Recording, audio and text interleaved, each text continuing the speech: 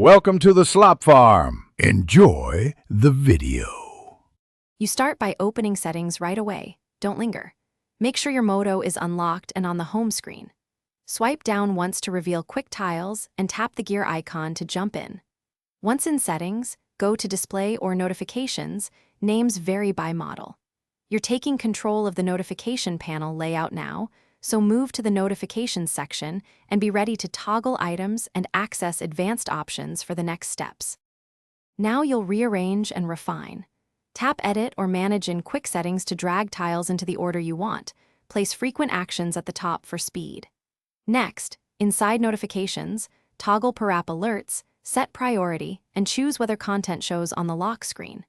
Make sure to open Advanced or More settings to adjust icon density and gesture behavior so the panel stays compact or expanded depending on your preference. This gives a consistent, efficient notification experience.